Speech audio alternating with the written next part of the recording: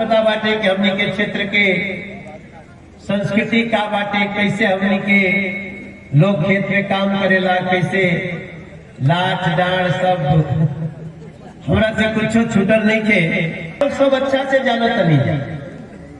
लेकिन कई बार ऐसा होला कि लोकल मुद्दा बहुत हावी होला, छोट छोट बात बहुत बड़ बन जाला। कई बार ऐसा होला कि हमने के थोड़ा सा नाराजगी में अपने बहुत बड़ नुकसान कर दिया जाए। उस समय नहीं पता चलेला, कहीं कि सब जानत है हमने के सब बूढ़ पुरनिया सब ये सिखावत रहे कि आवेश में डिसीजन नहीं लेने के चाहिए,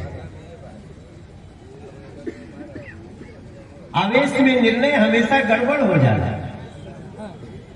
तो जौने निर्णय से हमनी के बच्चन के भविष्य प्रभावित होते वाला बात, ओकरा खातिर हमन के विचार करे के चाहिए। और यही खातिर चुनाव में सभा होला, यही खातिर गांव में 10 लोग चट्टी चौराहा बैठेला, कोई के द्वार पर बैठी चाय पियत बात करत आपस में निर्णय होला कि हमनी के चुनाव में केकरा संगे जाए के भाई। तो मोटा मोटी बिहार के चुनाव में निर्णय हो चुकल बा कि 2 गो खेमा बाटे में, एगो खेमा बाटे महागठबंधन के और एगो खेमा बाटे एनडीए। एनडीए जना के राष्ट्रीय नेता नरेंद्र मोदी जी बाड़े, बिहार के नेता हमने के नीतीश कुमार जी बाड़े। 2020 से 2025 में बहुत अंतर भइल बाटे।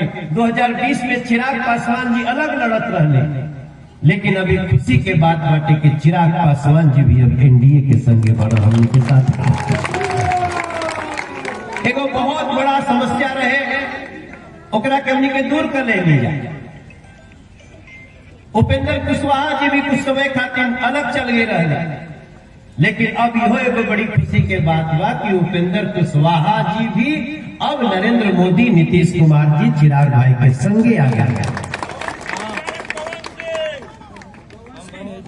पवन सिंह भी अब आ गई वाले। तब जैसे कहनी है कि कभी कभी आवेश में बड़ा गलती हो जाता।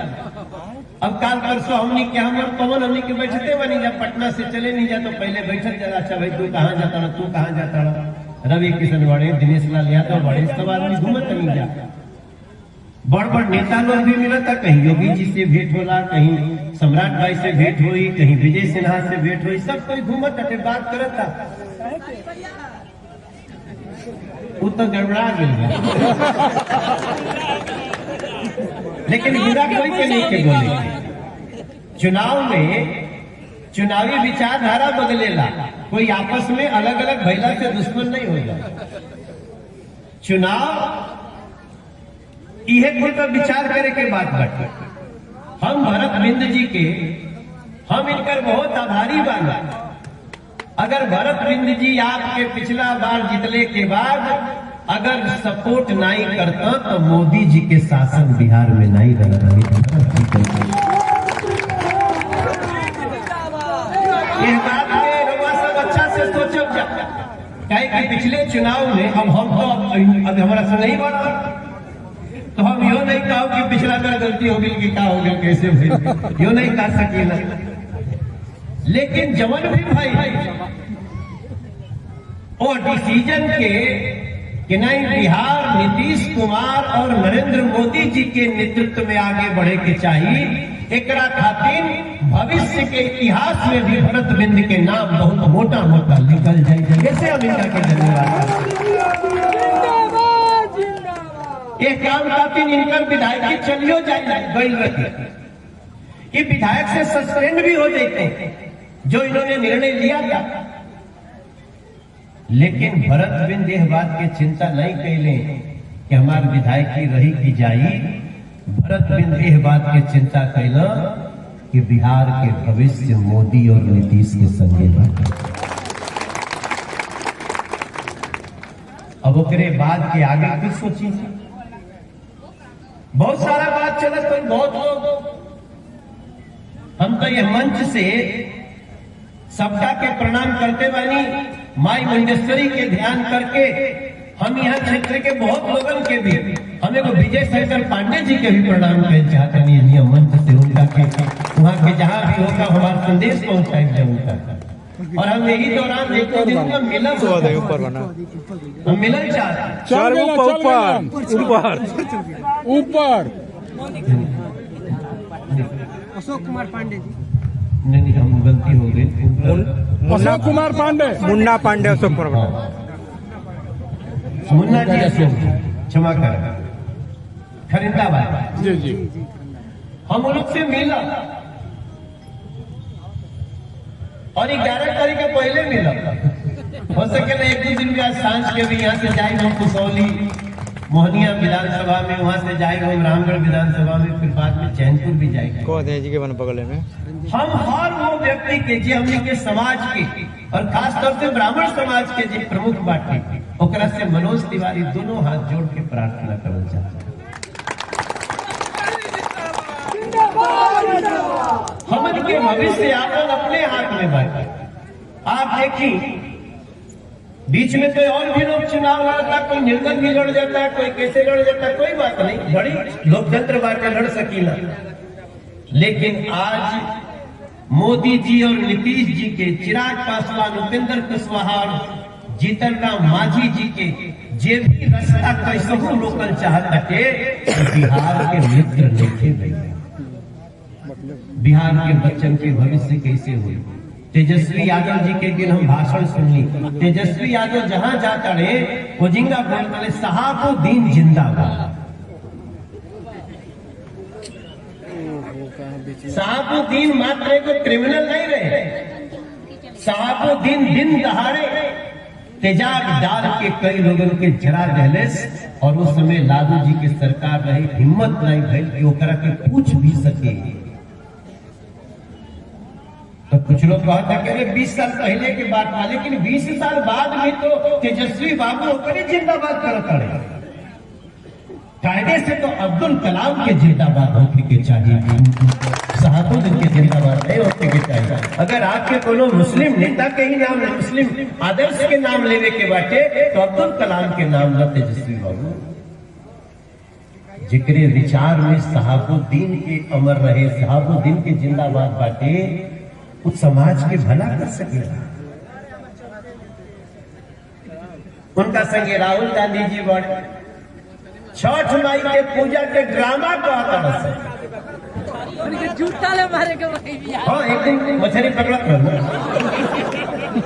नहीं हमके बड़ा अच्छा लागल जब तलबवा में कूदल तो बहुत बढ़िया लागल हमारा कि राहुल गांधी इनके नहाए खातिर भी मिनरल वाटर आवेला। अगर वो बिहार के तालाब में कूदा था तो आप नीतीश जी खातिर, मोदी जी खातिर ताली बजाई, तालाबवा कितना अच्छा हो। हमने के बिहार के तालाब राहुल गांधी बैंकॉक और सिंगापुर नहाए जा रहे थे।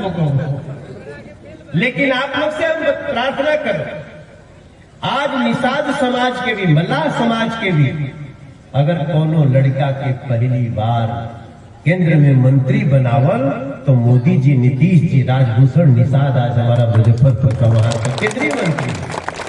खाली बड़ा पोखरा में कूद के आदमी के दिखावे के बाद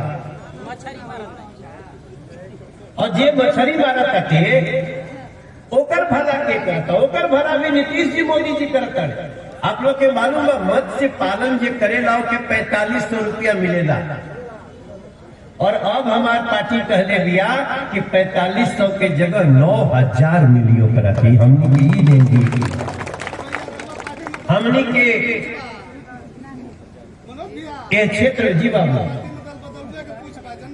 नहीं एकरा के यही बात के समझे के बाद कि हमने की कहत कि पार्टी से कोनो गलती नहीं होला, छोटा मोटा गलती हो सकेला, लेकिन ओकरा खातिर अपने पैर पे कुल्हाड़ी तो नहीं मारे के चाहिए। हमने के आप सबके हमारे को बात भगुआ के जिला के हर सीट पर पहुंचे के चाहिए। और भगुआ विधानसभा में तो खास तौर से चुनाव के पहले एक दिन भरत भाई हमारे दिल्ली आएगा, इनकर मन की बात बहुत रहे, बताइए आप आपसे कहीं हम, लेकिन हम आप लोग से प्रार्थना करब कि जो भरत बिंद दूसरे पार्टी से भी जीत के मोदी और नीतीश के समर्थन कैले उनका के एक बार भारी बहुमत से जिता के वो भावना के सम्मान करके वो भावना के सम्मान के करी। अगर वो दिन नई सरकार बचौले लाता और मान ली आज पार्टी इनका से हाथ खींच ली तो कल कोई सहायता करे हमारा आई। अरे गांव में तो कहल जाला कि एक आदमी एक बेर गलतियों से तोहरा संगे पड़ा होगी तो जिंदगी भर ओकर एहसान याद करीला। यह समझ के भरत बिंद के ए बार आप सब लोग के समर्थन मिले के चाहिए, हर गांव के मिले के चाहिए, हर व्यक्ति के मिले के चाहिए, हर कास्ट के मिले के चाहिए। काहे कि हमन के इस समय कास्ट से ज्यादा राष्ट्र के चिंता बाटे। सब कोई कास्ट के चिंता करते, राष्ट्र के चिंता के करे? वो जो तेजस्वी बाबू बाड़े, राहुल गांधी बाड़े, जो महागठबंधन बाटे, वो लोग भले पनिया में कूद जाता, लेकिन जल देवता होले, जल देवता के पूजा कर जाला, वो देवता नहीं मानते। वो लोग तो कसम खैले बाटे कि राम कृष्ण के मंदिर को भी मिटा देंगे, वो कसम खा रहे सनातन धर्म को भी मिटा देंगे। क्या हम ऐसा चाहते हैं? हम लोग अपने भविष्य में, आप बगल में पश्चिम बंगाल एक राज्य बाटे, पता नहीं आप लोग सुने लीजिए कि नहीं सुने लीजिए। पश्चिम बंगाल में आप जय श्री राम भी नहीं कर सकते। कभी कभी कभी सोचब जा, अरे भाई राम कृष्ण से कोई के क्या दिक्कत बा? भगवान के नाम से कोई के क्या दिक्कत हो सकेला? लेकिन महागठबंधन के ओकरों के ओकरे से दिक्कत बाटे। छोट छोट बात नहीं करब। आज ये लोग लगातार कोशिश करते थे कि बांग्लादेश से बुला के लोगों के वोटर बना दो। हमनी के बिहार के सीमांचल कहल जाला, वो कटिहार, किशनगंज, आप जाए न दिन ही आपके पता चली कि शायद हम अपने देश में बानी की नहीं ऐसा स्थिति हो। मनोज तिवारी के राजनीति में अला के कोनो बड़ा जरूरत नहीं रहे।